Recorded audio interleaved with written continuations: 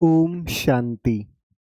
आज मुरली तारीख है 27 अप्रैल 2026। आज हम बाबा के मीठे महावाक्य सुनेंगे।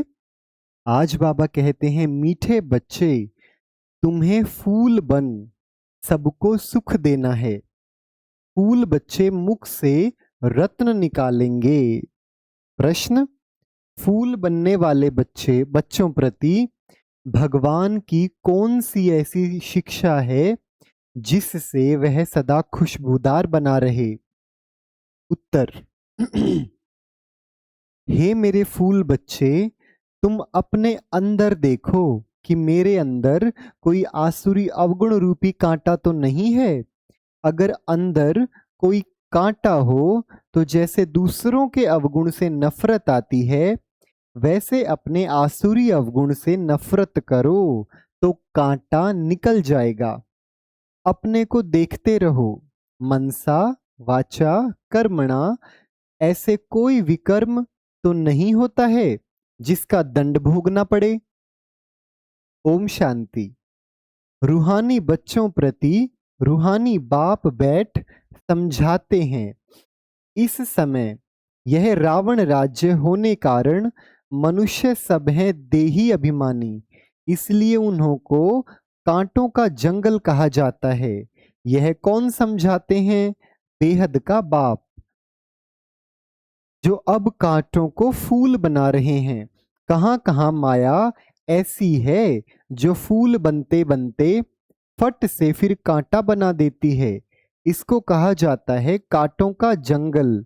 इसमें अनेक प्रकार के जानवर मिसल मनुष्य रहते हैं मनुष्य, परंतु एक दो में जानवरों मिसल लड़ते झगड़ते रहते हैं। घर घर में झगड़ा लगा हुआ है। विषय सागर में ही सब पड़े हैं। यह सारी दुनिया बड़ा भारी विष का सागर है जिसमें मनुष्य गोते खा रहे हैं। इसको ही पतित भ्रष्टाचारी दुनिया कहा जाता है। अभी तुम कांटों से फूल बन रहे हो। बाप को बागवान भी कहा जाता है। बाप बैठ समझाते हैं, गीता में है ज्ञान की बातें, और फिर मनुष्यों की चलन कैसी है वह भगवान में भागवत में वर्णन है। क्या क्या बातें लिख दी हैं। सतयुग में ऐसे थोड़े ही कहेंगे। सतयुग तो है ही फूलों का बगीचा। अभी तुम फूल बन रहे हो। फूल बनकर फिर कांटे बन जाते हैं। आज बड़ा अच्छा चलते फिरते फिर माया के तूफान आ जाते हैं। बैठे बैठे माया क्या हाल कर देती है। आप कहते रहते हैं, हम तुमको विश्व का मालिक बनाते हैं। भारतवासियों को कहते हैं, तुम विश्व के मालिक थे। कल की बात है, लक्ष्मी नारायण का राज्य था। हीरे जवाहरातों के महल थे। उनको कहते ही हैं गार्डन ऑफ अल्लाह, अल्लाह का बगीचा। जंगल यहाँ है, फिर बगीचा भी यहाँ ही होगा ना। भारत स्वर्ग था, उसमें फूल ही फूल थे। आप ही फूलों का बगीचा बनाते हैं। फूल बनते बनते फिर संग दोष में आकर खराब हो जाते हैं। बस बाबा, हम तो शादी करते हैं, माया का भभका देखते हैं ना। यहाँ तो है बिल्कुल शांति। यह दुनिया सारी है जंगल। जंगल को जरूर आग लगेगी तो जंगल में रहने वाले भी खत्म होंगे ना। वही आग लगनी है जो 5000 वर्ष पहले लगी थी, जिसका नाम महाभारत लड़ाई रखा है। एटॉमिक बॉम्ब्स की लड़ाई तो पहले यादवों की ही लगती है। वह भी गायन है। साइंस से मिसाइल्स बनाते हैं। शास्त्रों में तो बहुत कहानियां हैं। बाप बच्चों को समझाते हैं, ऐसे कोई पेट से थोड़े ही मूसल आदि निकल सकते हैं। अभी तुम देखते हो साइंस द्वारा कितने बॉम्ब्स आदि बनाते हैं। सिर्फ 2 बॉम्ब ही लगाए तो कितने शहर खत्म हो गए, कितने आदमी मरे।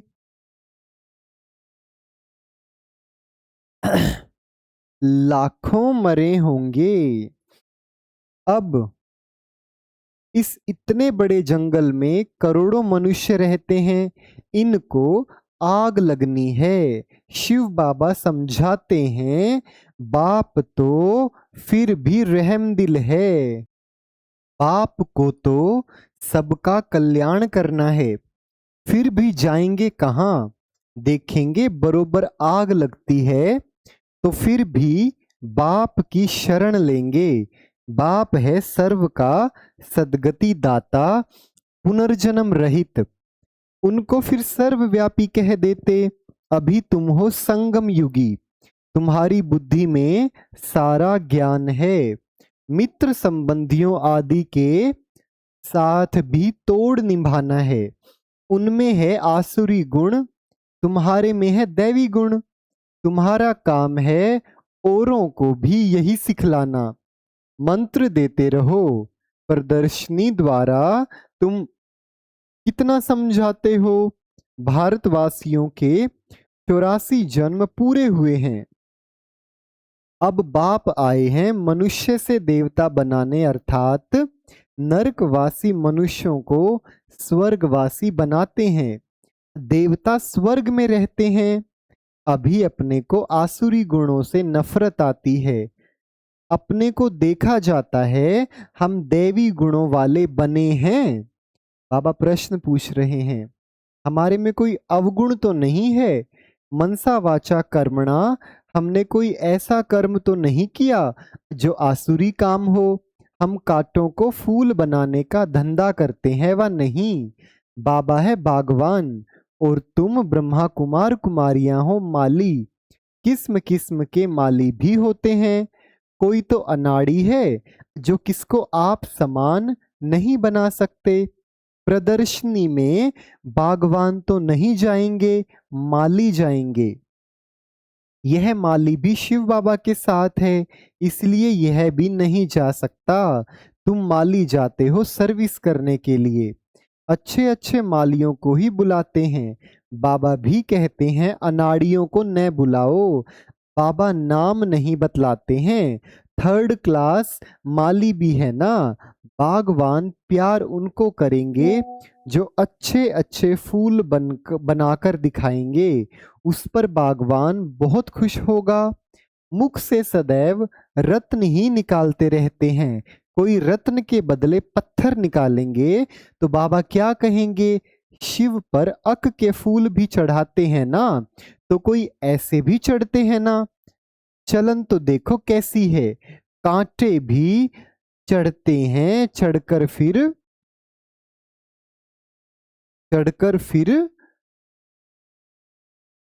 अच्छे फूल बनाकर दिखाएंगे। मुख से सदैव रत्न ही निकालते रहते हैं।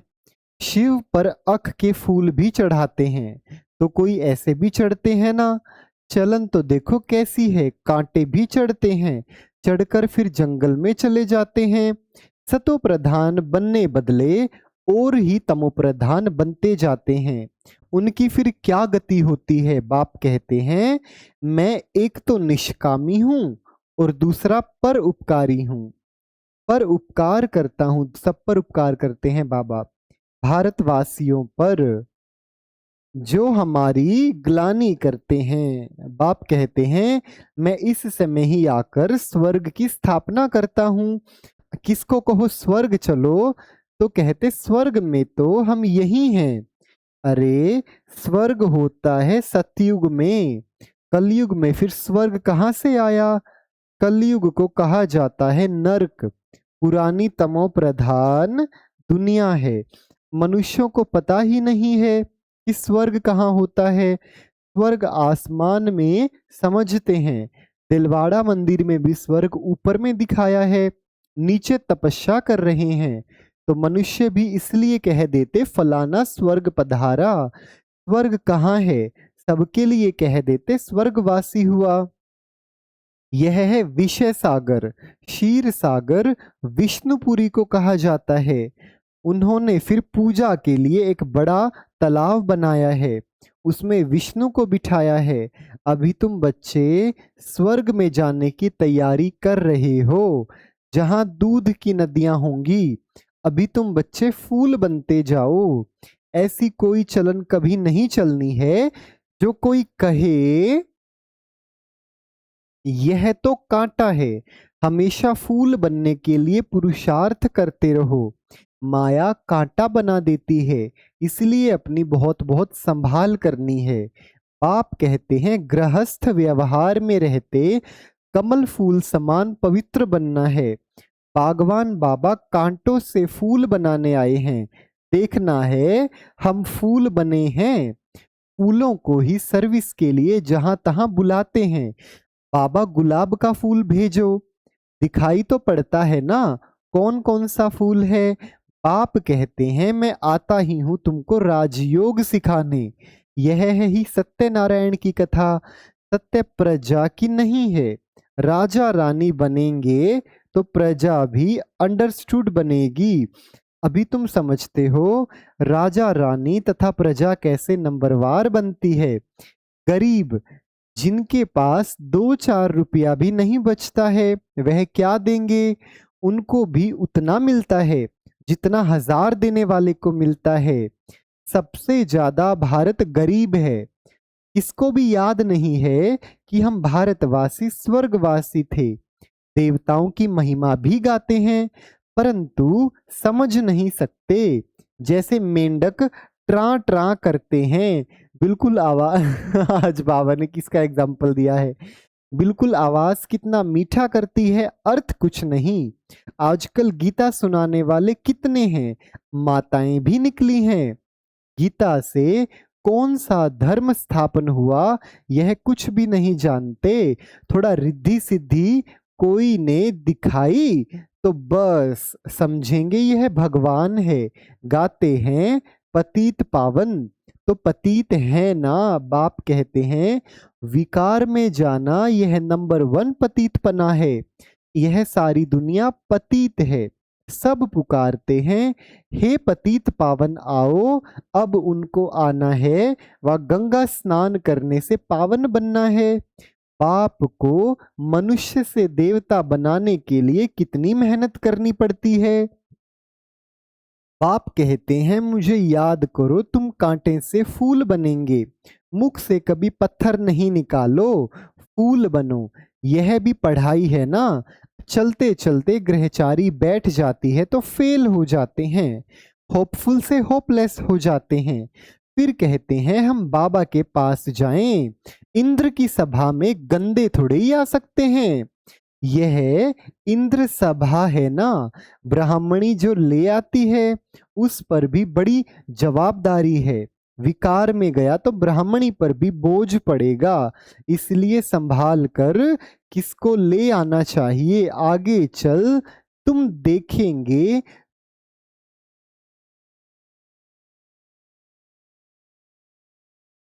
साधु संत आदि सब लाइन में खड़े हो जाएंगे। भीष्म पितामह आदि का नाम तो है ना। बच्चों की बड़ी विशाल बुद्धि होनी चाहिए। तुम किसी को भी बता सकते हो भारत गार्डन ऑफ फ्लावर था, देवी देवताएं रहते थे, अभी तो कांटे बन गए हैं। तुम्हारे में 5 विकार हैं ना। रावण राज्य माना ही जंगल। बाप आकर कांटों को फूल बनाते हैं। ख्याल करना चाहिए अभी हम गुलाब के फूल नहीं बने तो जन्म जन्मांतर अक के फूल ही बनेंगे। हरेक को अपना कल्याण करना है। शिव बाबा पर थोड़ी ही मेहरबानी करते हैं। मेहरबानी तो अपने पर करनी है। अब श्रीमत पर चलना है। बगीचे में कोई जाएंगे तो खुशबूदार फूलों को ही देखेंगे, अक को थोड़े ही देखेंगे।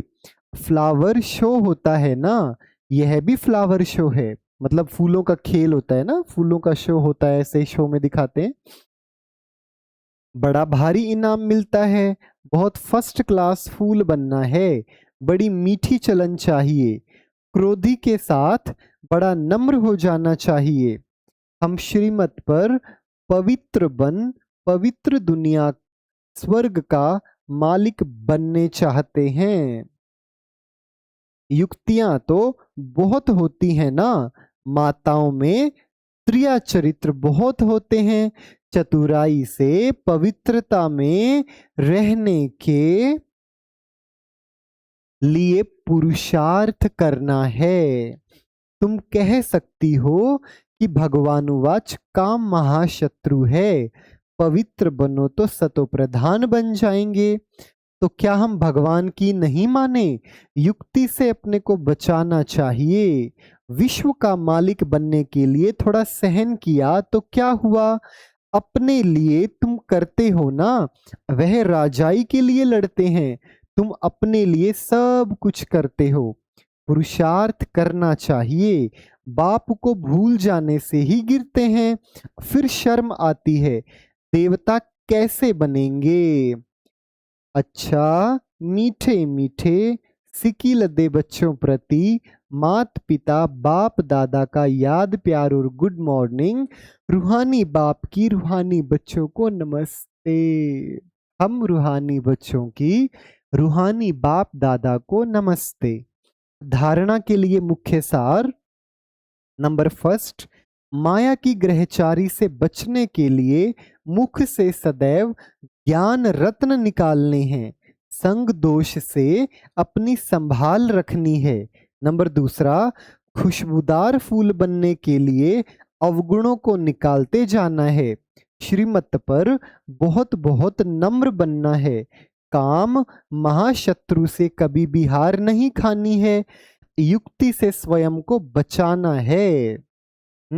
वरदान बाबा बताते हैं, शक्तियों को करामत के बजाय कर्तव्य समझकर प्रयोग करने वाले पूजन व गायन योग्य भव। शक्तियों को करामत के बजाय कर्तव्य समझकर प्रयोग करने वाले पूजन व गायन योग्य भव।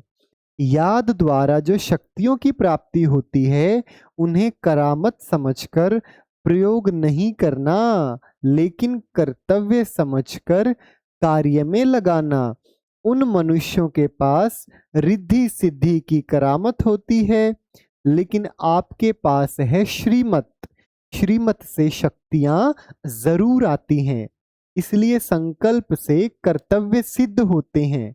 संकल्प से किसको कार्य की प्रेरणा दे सकते हो, यह भी शक्ति है।